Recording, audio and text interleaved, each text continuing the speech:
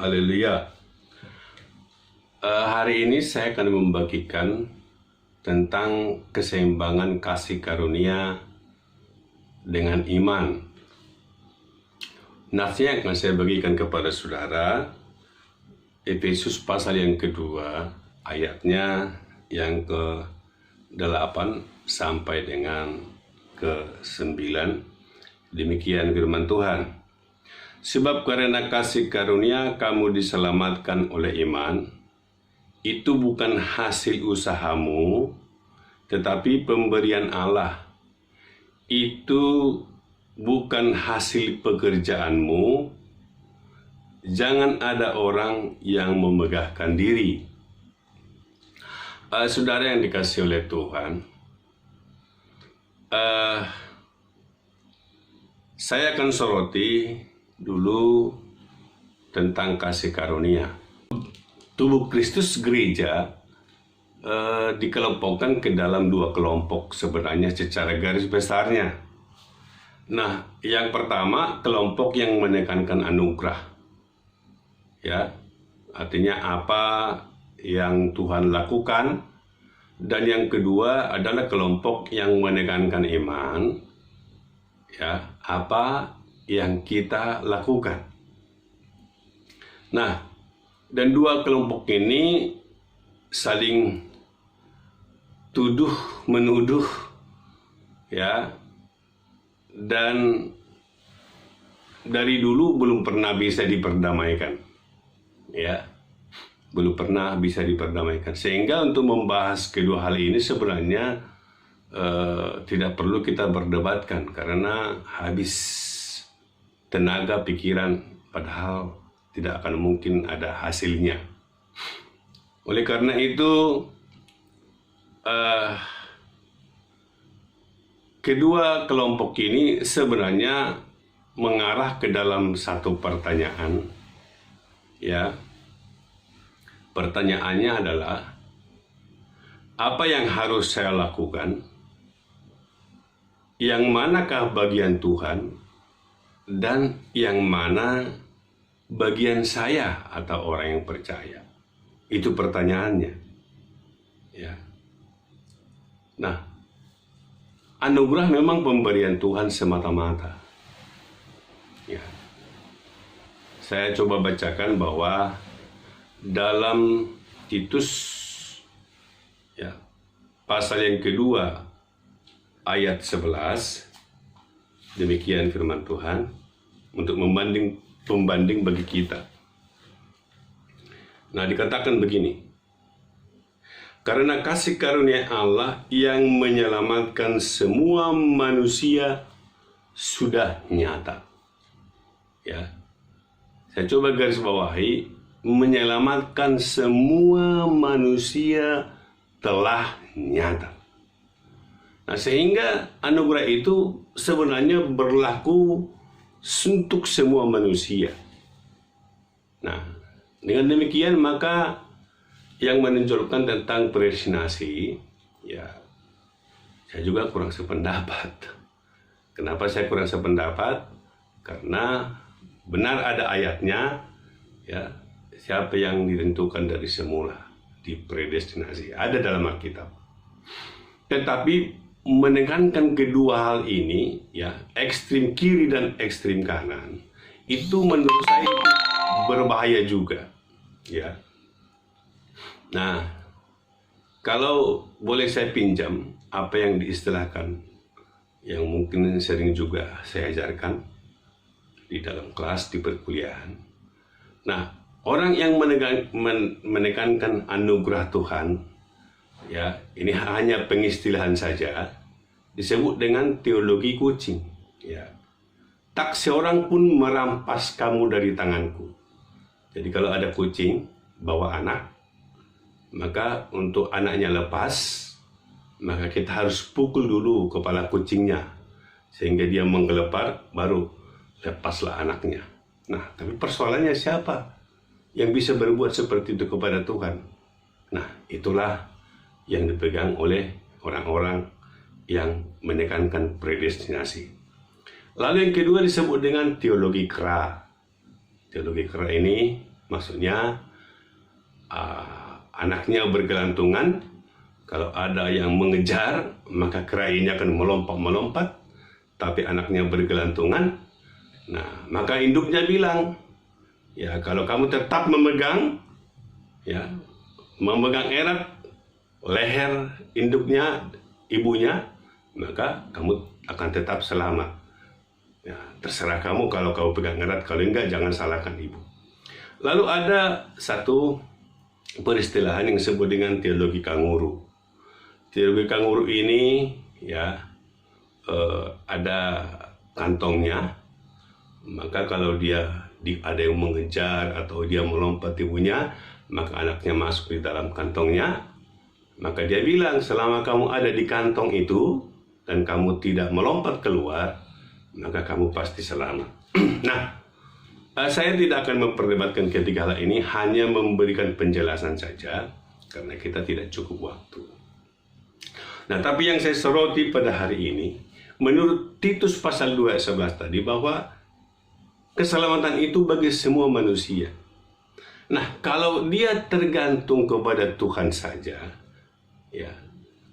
kalau hanya tergantung kepada anugerah saja, maka menurut ayat itu bahwa semua manusia pasti selamat. Nah,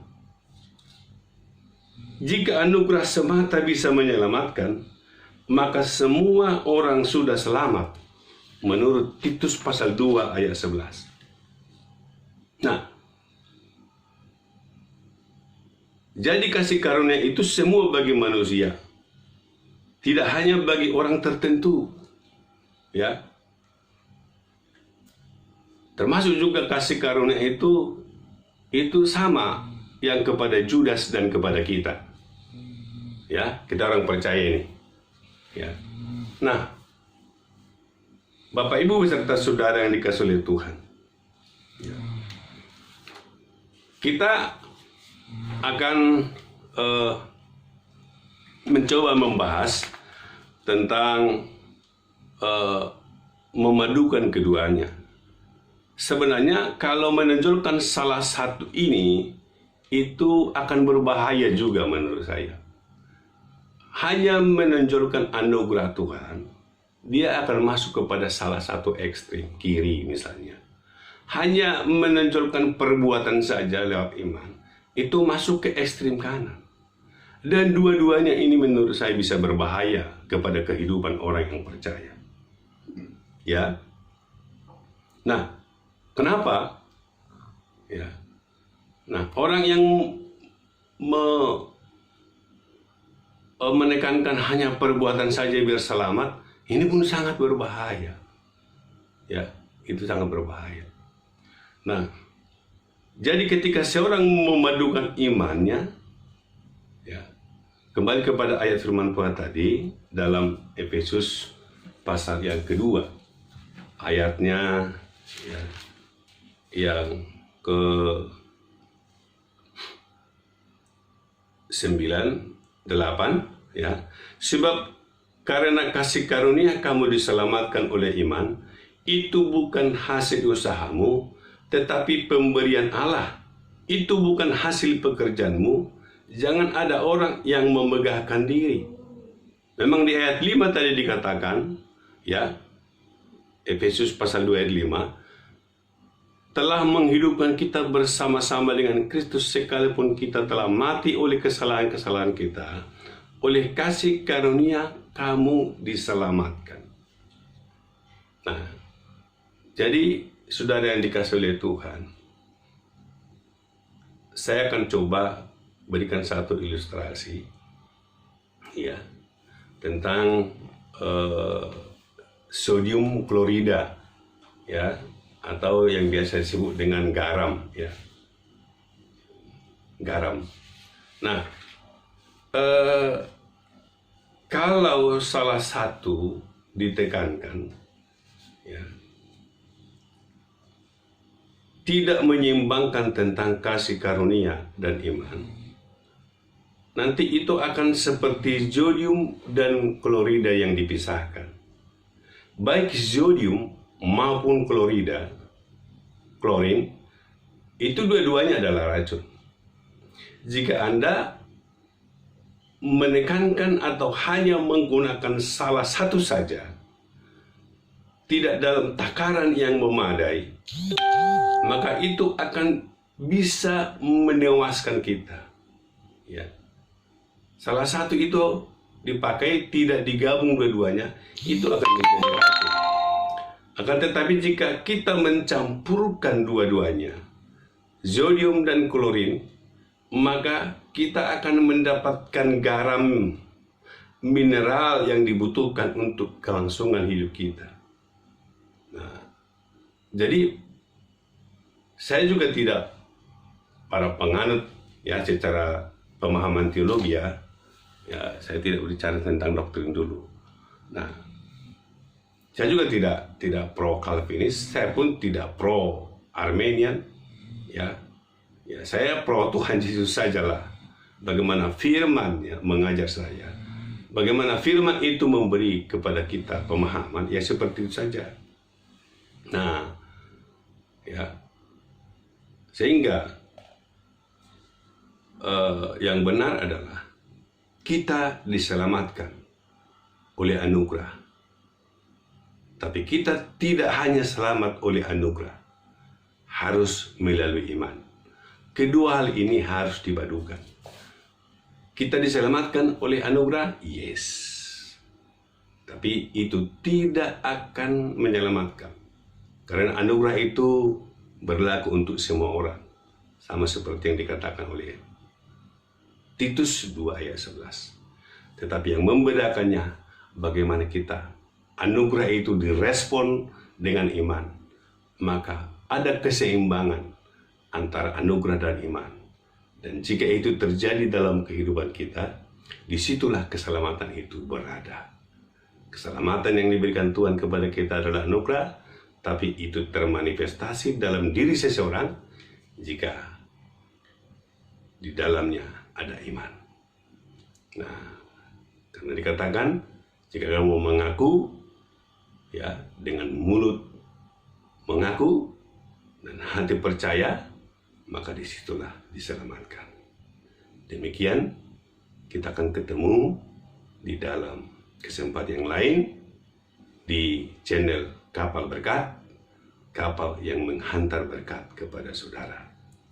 Jangan lupa subscribe, bunyikan loncengnya jika saudara terberkati dengan pemaparan firman Tuhan ini.